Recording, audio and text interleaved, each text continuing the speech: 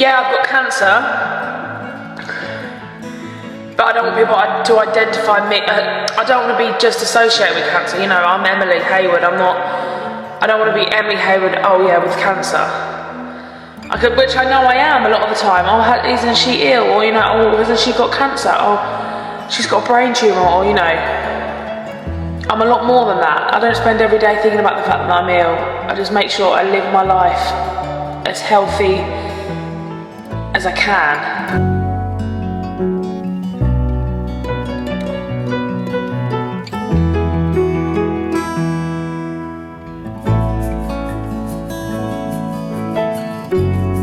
I've been diagnosed with skin cancer since I was 17, melanoma. It was first found in my calf, right there, as a mole, and then it travelled to my lymph nodes, right there. Got some scars actually.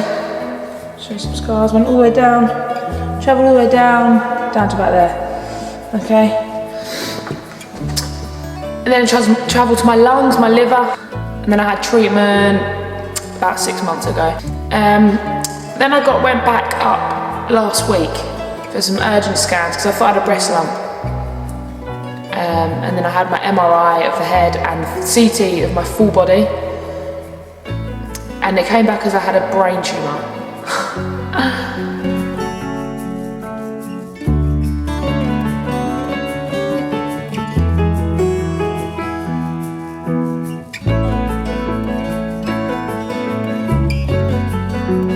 Question is, so is there nothing else that can be done for my brain tumours? Like no other treatments in America, like the rest of the world, any surgery, anything like that? The surgery one is too intrusive, so they can't, there's such a high risk that something would go wrong if they did surgery that it's not, I don't want to be paralysed or lose part of my function just from the surgery, or it kill me in fact.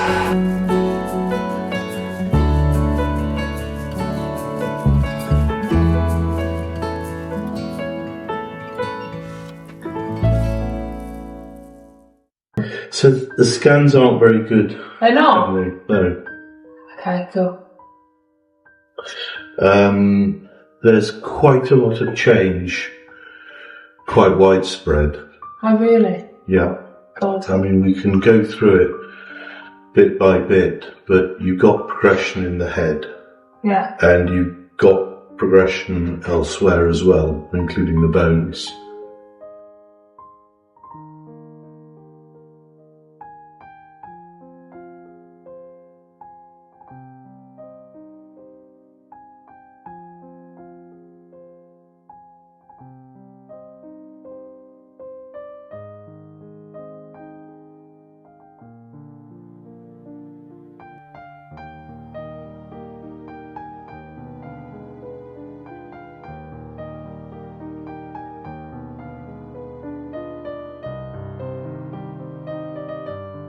I've just got to remember that I'm the same person as I was before hair as I am after hair, and that's what you've got to think about, isn't it? I'm actually literally as obsessed with it. I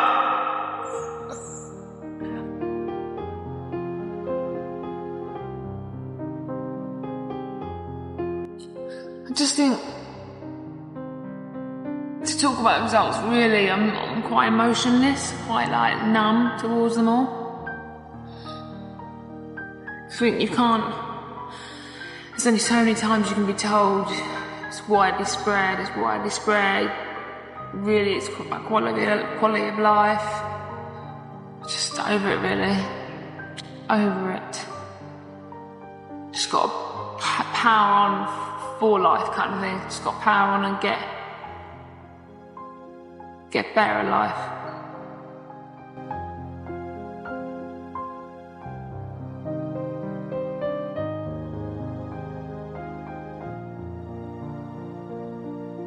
I know that there have been a lot of challenging times and luck hasn't always been on our side, but our love for each other has got us through, and that's why we're here today.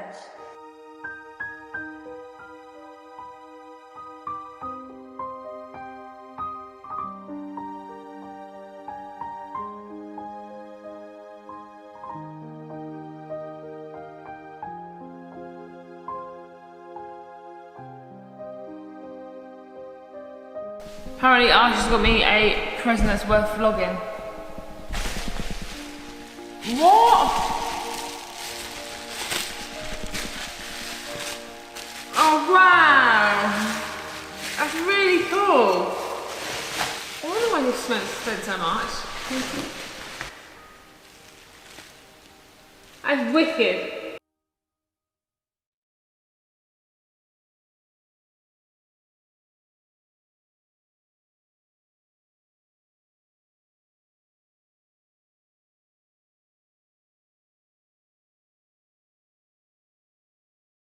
Hello, beautiful trowels. Now, this video was not easy to make. Going back through Emily's videos really hits hard and shows what a real cancer journey on YouTube actually looks like. It's honestly infuriating to see how many people out there are just trying to cash in on their disease, milking their diagnosis for clicks and sympathy on social media. Meanwhile, you have someone like Emily, someone who was genuinely raw, honest, and open about everything, even when it was painful and uncomfortable to share. She didn't sugarcoat anything or turn her struggle into a spectacle for attention. It's a shame that people like Emily, who actually showed what it means to be vulnerable and real, get overshadowed by those who treat their illness like a marketing tool. Now, can anyone make sense of what Tiffany was thinking when she thought she was clever enough to do this? In 2022, 4 years after Emily Hayward passed away in 2018, Tiffany suddenly decides to use Emily's name as a tag on her content. Not once has Tiffany ever mentioned Emily on her channel, not even a tribute, a story, not even a single passing reference, nothing. But now, out of nowhere, Emily's name is good enough to tag. Oh, come on, give me a break. And let's be real. These tags aren't even visible to the public unless someone specifically searches for them. Tiffany knows this. She knew exactly what she was doing, sneakily trying to siphon off views from people searching for Emily, all while never having to publicly acknowledge her. But let's be honest, it's not about honoring Emily or sharing her story.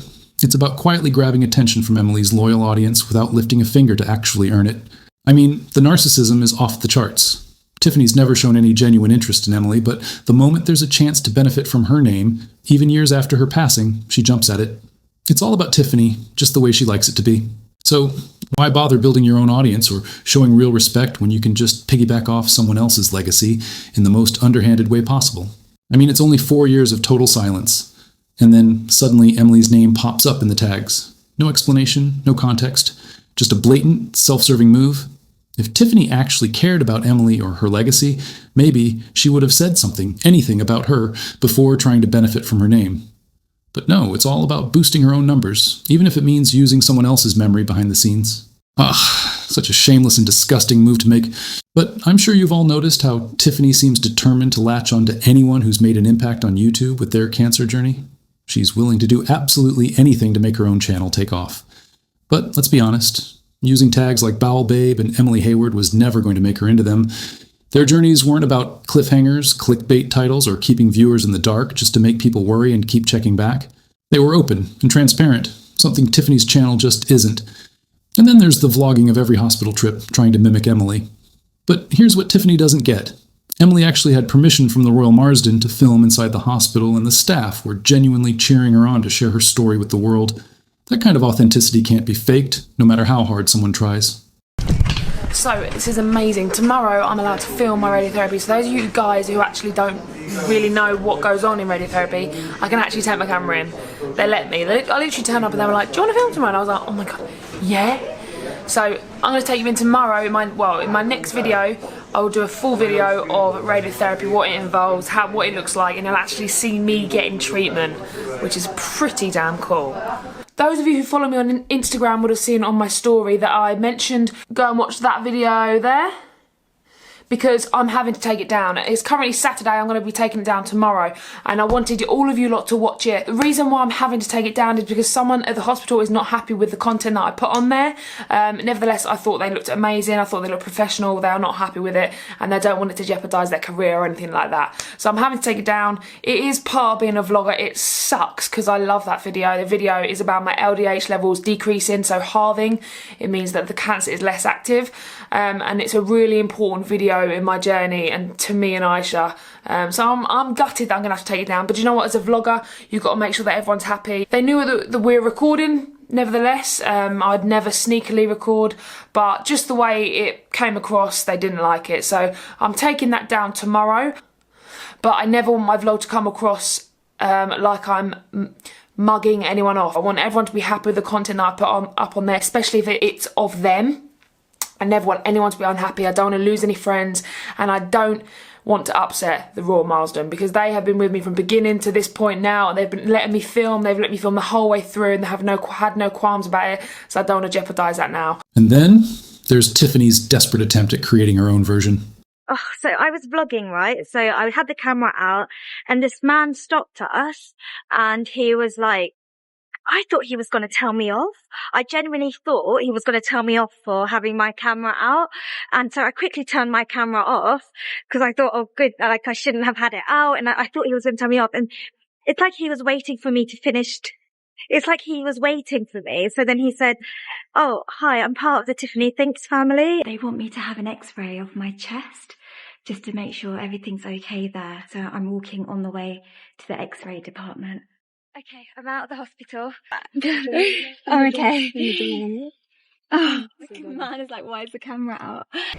I really want to show you how I vlog when there's people around, but I don't know how I can show you. Basically, I put a book, hold on, I'm going to show you. By using my phone. I'm going to insert the clip right now so you can see what I look like when I vlog when there's people around. Yeah, so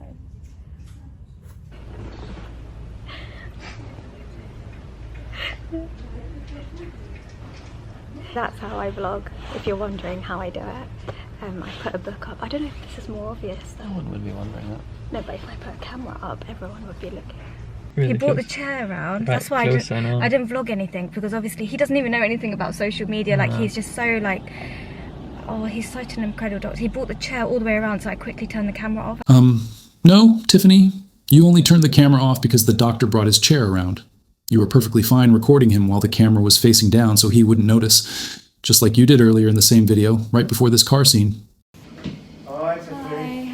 hello. How are you? Hello. This is pretty brutal, all of this stuff, okay? So I'm really... It's quite a big operation. It is a big... And you're so nice and you're so lovely that I feel... honestly, I feel bad telling you because you're young. And I promise we'll walk you through it.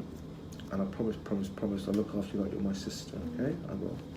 Okay? But Tiffany still posted this on her social media account for over 100,000 people to watch and listen, all while this man had no idea he was being recorded. She didn't hesitate to share every detail, putting his privacy at risk just for the sake of content. It's one thing to capture a moment for personal memories, but broadcasting someone's private conversation without their knowledge or consent crosses a line. The fact that she went ahead and uploaded it anyway, knowing how many people would see it, shows a complete disregard for his boundaries and trust. Because why not? He only wanted to, try and save your life. We're in the waiting area. It's quite busy today, but what I've done is, you know, my phone, I just put this behind the camera so it looks like we're FaceTiming. Not only does Tiffany bend the rules whenever it benefits her, but she also never truly cared enough to give her subscribers genuine attention or include them in the so-called community she claims to have built on her channel. Instead, she prefers to gaslight her audience into believing they are a part of something meaningful, but her actions tell a different story. For example, she can't even be bothered to open fan mail from loyal viewers who took the time to buy her gifts, wrap them, write heartfelt notes, and mail them, all in the hope of making a small difference or bringing a smile to her face. Rather than opening these gifts on camera like most creators, she simply dismisses the gesture and says this. I just want to say, like, I feel like some of you cheated because you've, like, sent a gift. Please, please, please don't send any gifts because I don't need anything. If you want to send a card or a letter, you can. Honestly, if that were me and I had taken the time to send something, I'd be seriously annoyed by such a passive-aggressive response. It would feel like all that effort was completely wasted. But when Emily used to receive fan mail, well, this is how she would respond. Let's see what it is.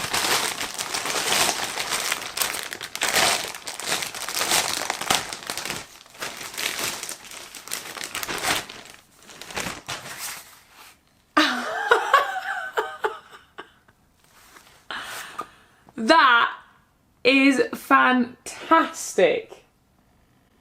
Who the hell is that from? I'm guessing that is just brilliant. It's a bag, right? Oh my god, it's like a lunchbox. Or a meds bag. That is just flipping brilliant. Please tell me there's a note.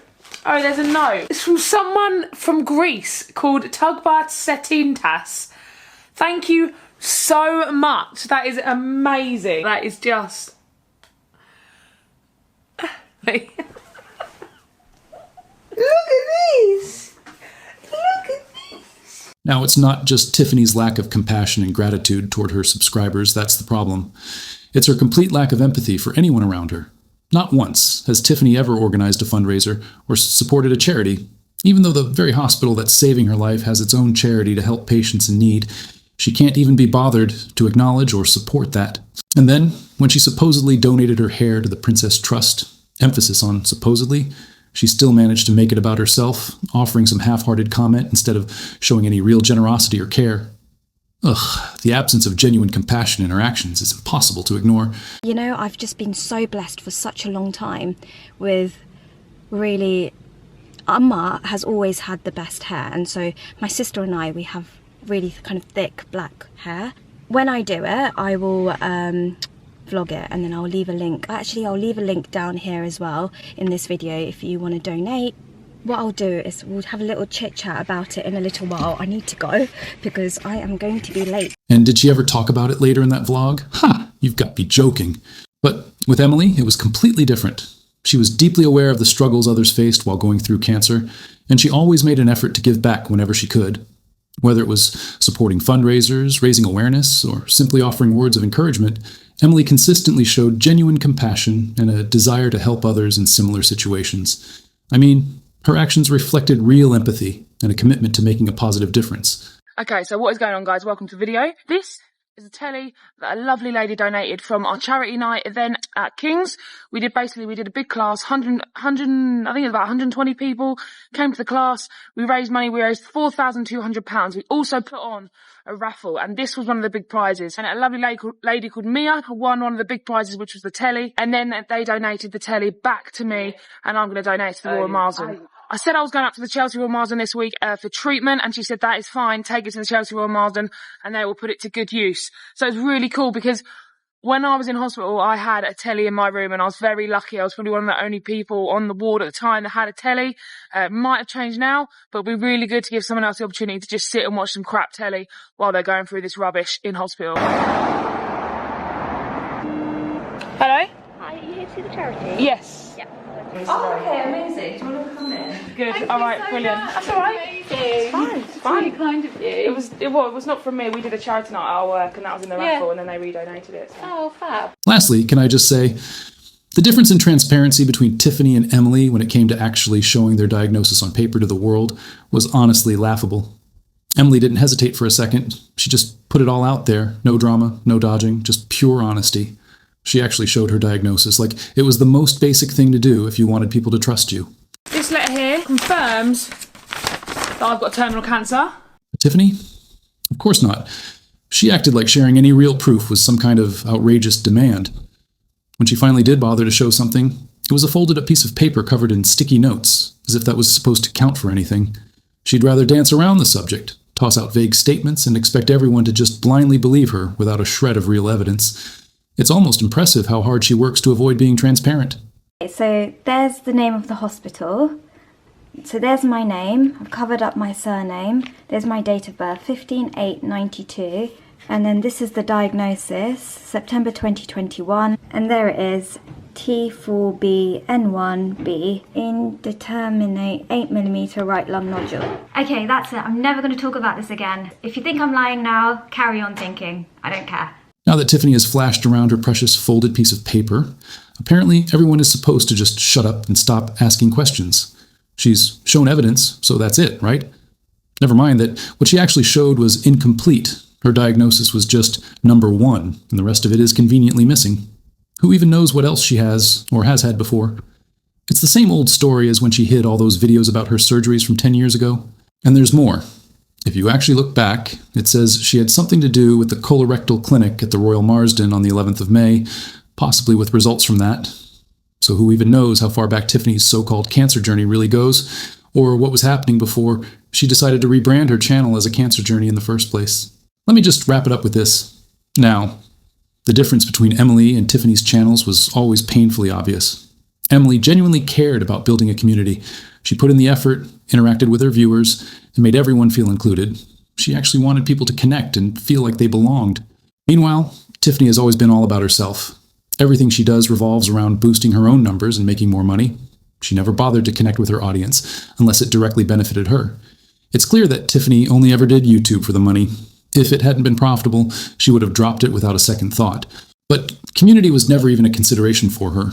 It was always about the next sponsorship, the next payout, and making sure she stayed at the top of her own little world. But that, my beautiful garden trowels, is exactly what gets called the Tiffany Thinks channel.